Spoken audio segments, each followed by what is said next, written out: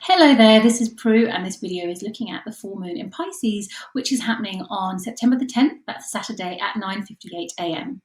And for anyone who's watched any of my videos before, you will see that I have a different background. And the reason for that is that I moved house about a month ago now, so it does look a little bit sterile when I'm looking at reflected back in the camera. It doesn't actually feel sterile while I'm in it, but that's probably one of the reasons why I haven't been doing any other videos or had much of a presence on social media, because I've just been having this time to just really root into a whole different energy. Monmouth is breathtaking, spectacularly beautiful on so many different levels. And I've just really enjoyed connecting with the nature.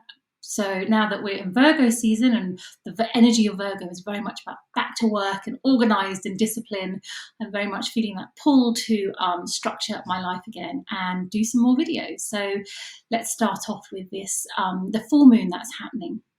So whenever we think about a full moon, it's really important, I think is the word I'm looking for, to remember why do we look at, or why do we pay attention to full moons?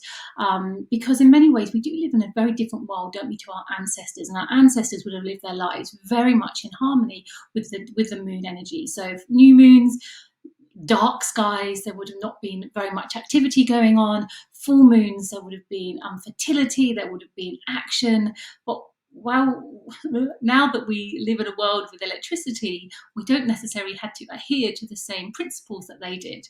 And I'd always say that without doubt, we are still influenced hugely by the moon, whether we are aware of it or not, because each part of us, each cell that we have in our body is 70% water. And let's think about, what does the moon do to the tides? We are having a natural pull within ourselves to connect to this lunar energy.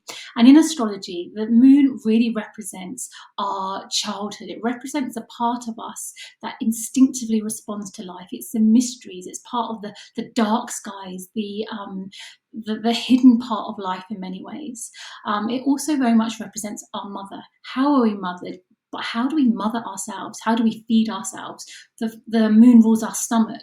So often if our moons are out of sorts, that's when I talk about our moons, I'm talking about our own natal moons.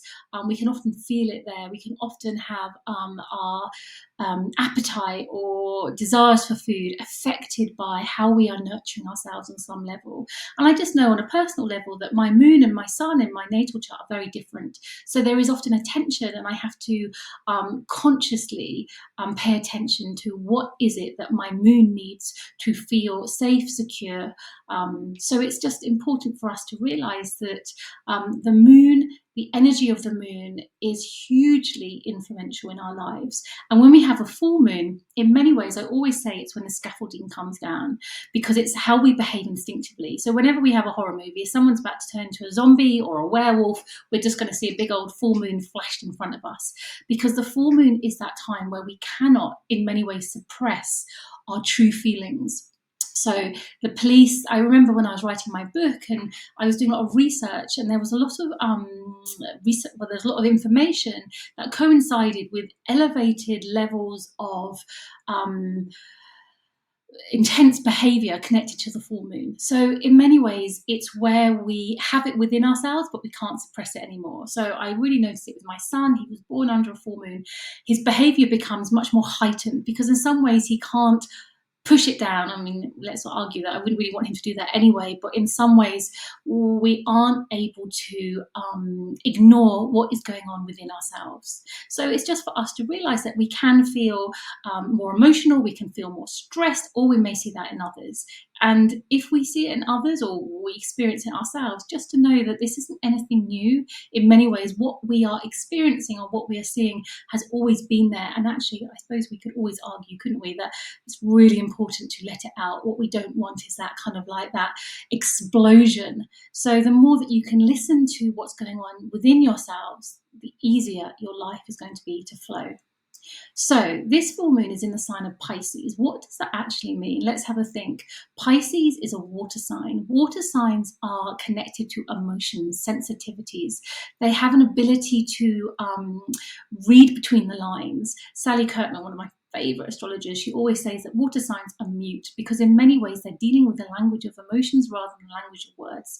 So with water signs, it can be harder to express themselves because it's all to do with what's going on inside, the feelings that are going on.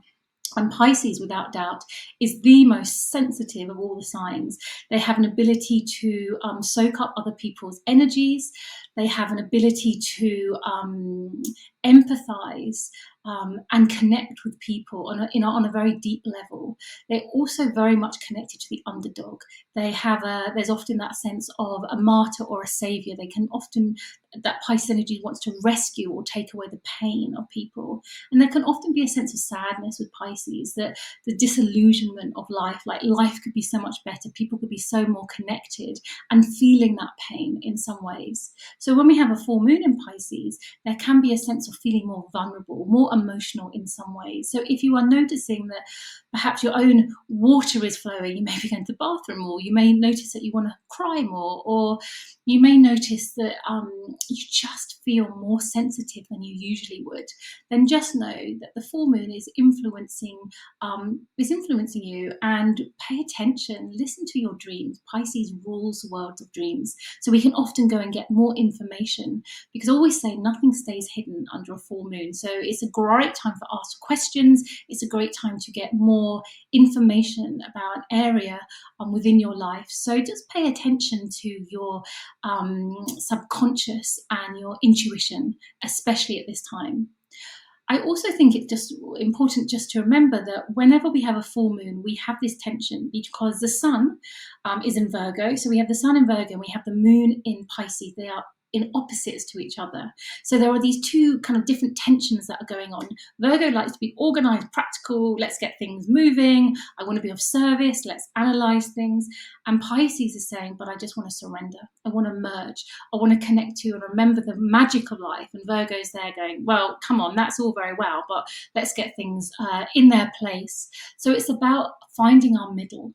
It's about understanding that, life continues to move on, and there are often duties and work that we are called to do. But it's also remembering that a big part of our life is the spiritual domain, the dream world, the nocturnal wisdom that is available to us. So it's about us on some level being able to merge them both, and knowing that for each one of us, this is highlighting a specific area of our life. Wherever you have Pisces, whatever house or area of life Pisces is shining a light on right now, that is the area of your life that is under the spotlight in some ways. So for myself, this Pisces full moon is very much influencing my day-to-day life, my health, service, what do my daily routines and rituals look like. So I have this opportunity to kind of look perhaps from a higher elevated position and think about what am I seeing? What do I want to release and let go of? Full moons are incredibly cleansing. What is it that I'm noticing now that I wasn't aware of before? So if I was to sum this up in a nutshell, I would say that this full moon is connecting to our intuition, our dream state. It's asking us to remember the magic, to bring that in, to, yes, understand that doing is an important part of life, but please do not do it at the detriment of the magic, the wonder, the spiritual world.